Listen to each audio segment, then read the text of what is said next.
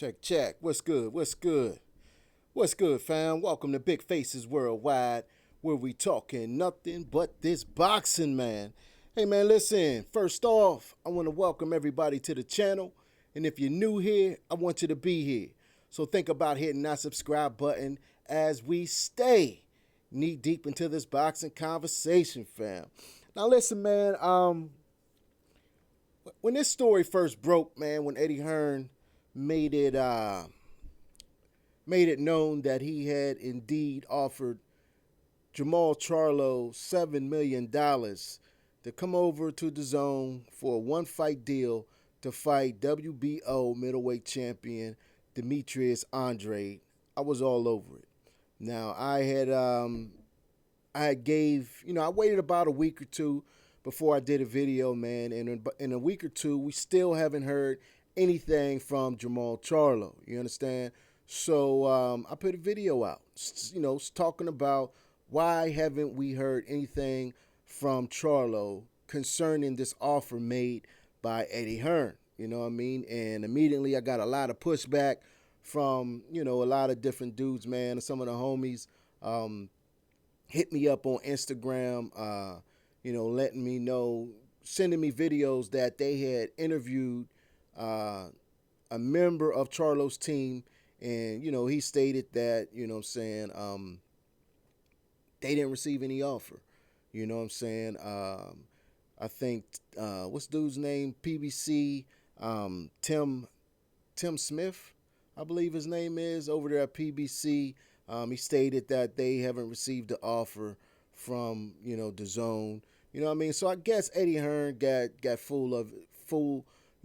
Tired of the mess, man. And he did an interview with Seconds Out, Radio Raheem, man, and he put it out there, man, that he definitely sent the offer. He showed Raheem the message that he sent to Jermall Charlo. He showed him the emails, and he also showed the camera. He put this,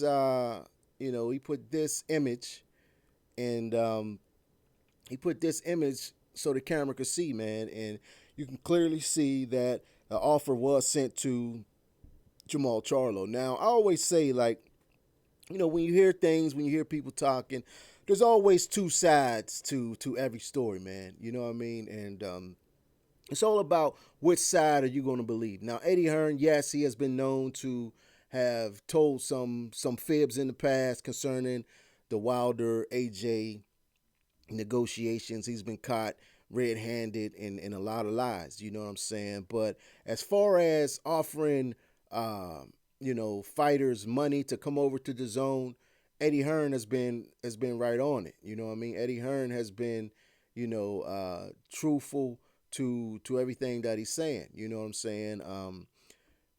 He brought Jose Ramirez over from ESPN. He brought, he just brought Mikey Garcia over.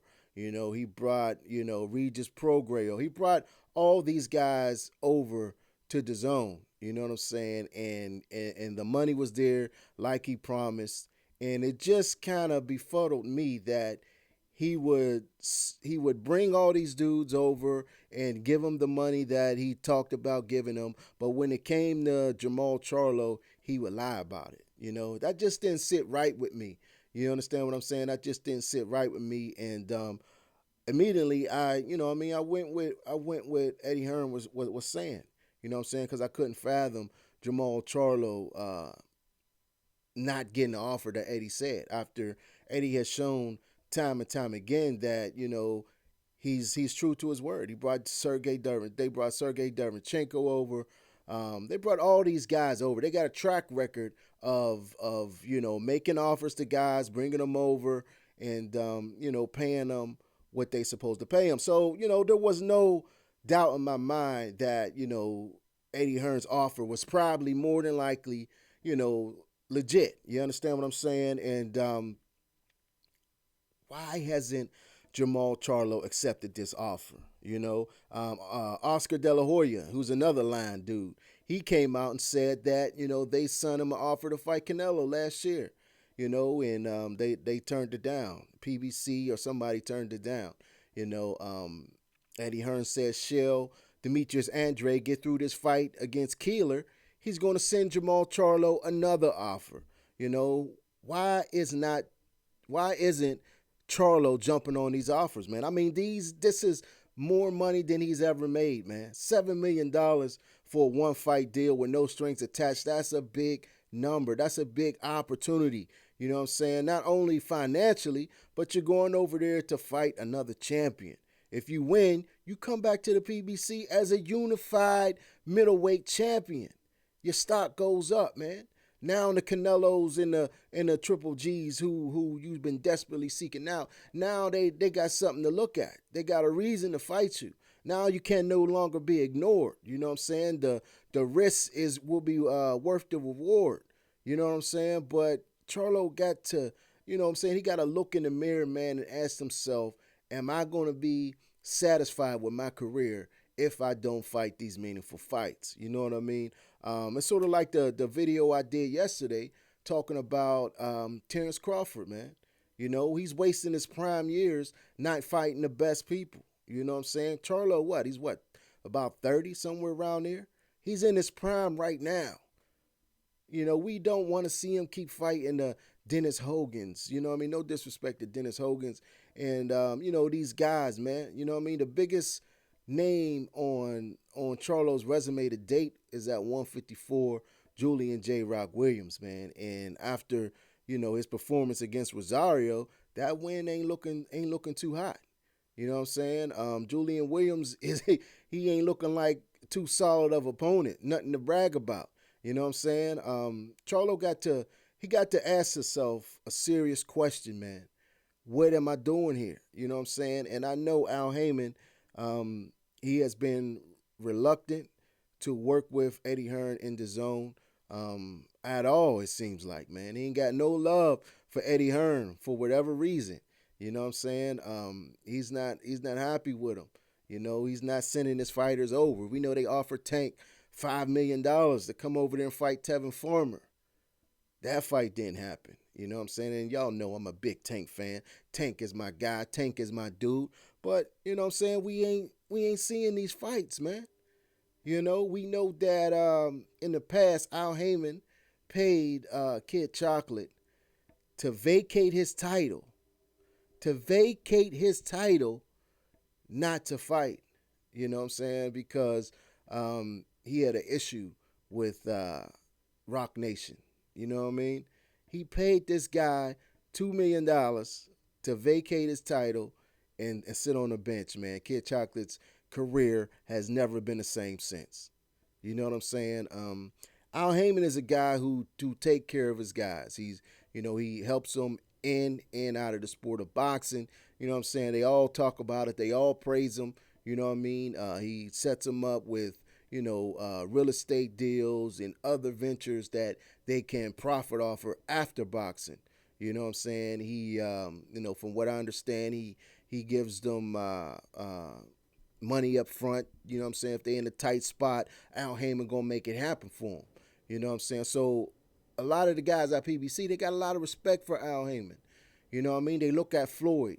You know what I mean? Floyd's the perfect model for everybody at PBC. They look at Floyd and they see the success that he and Al Heyman was able to obtain, and they dream of one day having that type of success, man.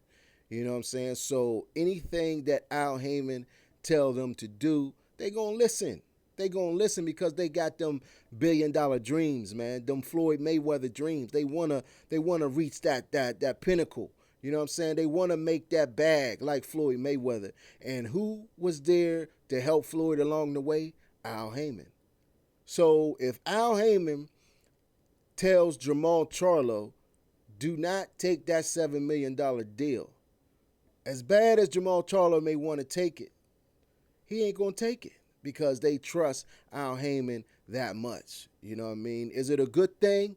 In my opinion, no, man. No, because nothing's guaranteed in life and in the sport of boxing. You know what I'm saying? Jermall Charlo, man, he can break his leg. He can, you know what I'm saying, something can happen. He could get in a God forbid, he get in a car accident or break his arm, or anything can happen, man, where he won't be able to box. So all that Al Heyman promised you in the future goes out the window, man. You know what I'm saying? You got to take advantage of these opportunities now. And if Eddie Hearn has $7 million for you to come over there and fight Demetrius Andrade, one fight deal, no strings attached, you got to jump on that, man. You know what I'm saying? You got to jump on that. But then these guys are worried about being shunned. You know what I'm saying? They worried about being shunned. You take a look at Lou DiBella. They know that if they go against the grain, it's a good chance PBC, Al Heyman, and those guys might turn their back on you, man. Lou DiBella recently came out, and talked about why he's not doing business with the PBC, why he's not doing business with Showtime and Al Heyman and those guys, because he set up the deal between Deontay Wilder and DAZN. They wasn't feeling that, man. You know what I'm saying? He went against the grain. DiBella talked about how his interest solely was to help Deontay Wilder, to put much money in Wilder's pocket as possible. You know what I'm saying? And they didn't like that. From what I heard, Al Heyman, Shelly Finkel, they was at the DAZN meeting, and it didn't go too well. I think they went in there, and from the door, they had no intentions on taking the offer, because they was upset with DiBella for setting it up anyway, but they had to go and hear him out, you know what I mean? And when they couldn't provide, the financials that Joshua would be making, that was the excuse to cut out. Pew, we gone. You know what I'm saying? We out of here. Ain't nothing shaking. You know what I'm saying? Ain't nothing cracking. And ever since that day, they haven't done business with Lou DiBella, man. Lou DiBella's, he seems a little bitter, man. You know what I mean? He talked about how, he was over at HBO, and he's a good promoter, and I think he is a good promoter. He got all this talent, and nobody's giving him an opportunity. None of these big platforms are giving him opportunity to showcase his talent. And Lou DiBella, man, he got some good fighters. You know what I'm saying? His best fighter, in my opinion, would be Regis Prograis. He got Sergey Derevyanchenko. He talked about not even after Derevyanchenko's, blood and gut fight with Triple G, even after Regis Prograis' dynamic performance through the World Boxing Super Series, he's gotten 0 offers from any of the big three. The big three, I mean DAZN, the PBC, ESPN / Top Rank. You know what I'm saying? So Lou DiBella's been kind of blackballed for going against the grain, and setting up that deal with Wilder. So maybe Jermall, Charlo, maybe those guys at PBC, they know that if they go against the grain with Al, if Uncle Al tells you don't fuck with that deal, man, you know what I'm saying, things will get greater later.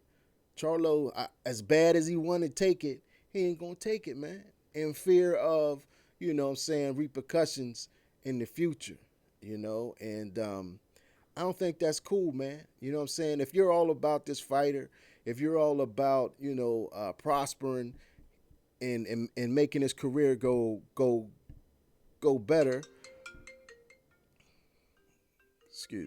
and making his career go better, then you supposed to make the best decisions that you can make for this guy's career. You know what I'm saying?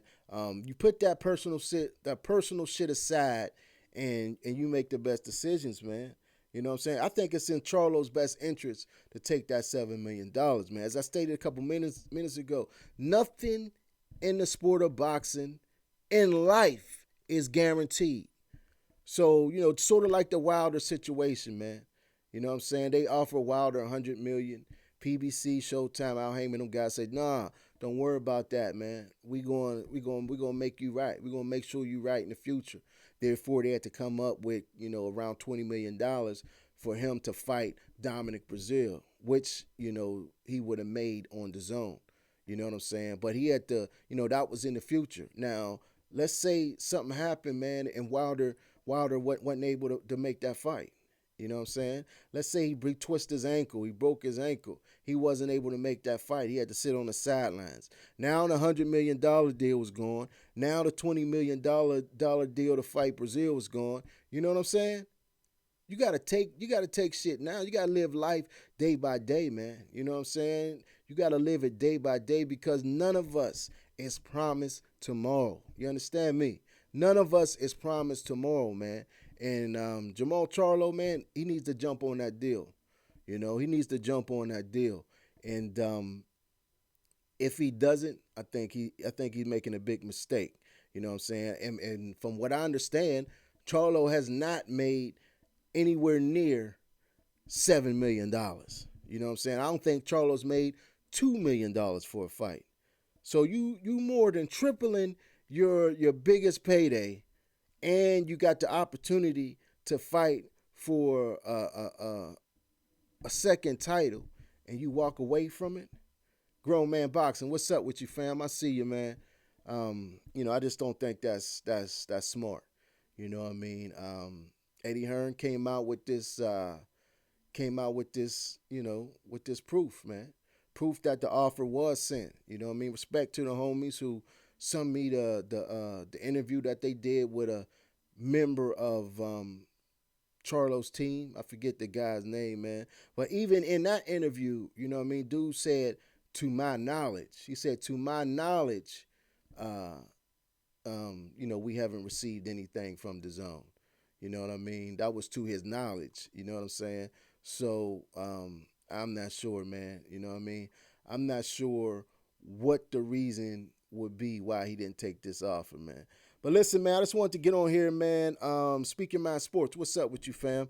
I just wanted to get on here real quick, do a quick live stream in between time, man, and I want to talk about this subject, man, because this is something that I have been talking about, for the last couple of weeks. This is something that is being talked about amongst boxing circles on Twitter, on YouTube. People are talking about this. People are wondering why Jermall Charlo has not accepted this offer. Why Jermall Charlo has not come out and said anything about it. You know what I mean? He's looking crazy out here. People want to know, man. Your fans want to know. The public demands to know. You know what I'm saying? Speaking My Sports says Charlo never made $1 million for a fight, and Danny Jacobs exposed him for that, and Charlo said nothing. Yeah, that was a couple years ago, man. But I agree, he hasn't made a lot of money. You know what I'm saying? I don't think he may have made $1 million, but I don't believe he's made more than $2 million. You know what I'm saying? So the $7 million offer would be more than three times as much as Charlo ever made, if in fact it's the $7 million. Now on the video, you can see up here, Eddie Hearn is he's covering the number up.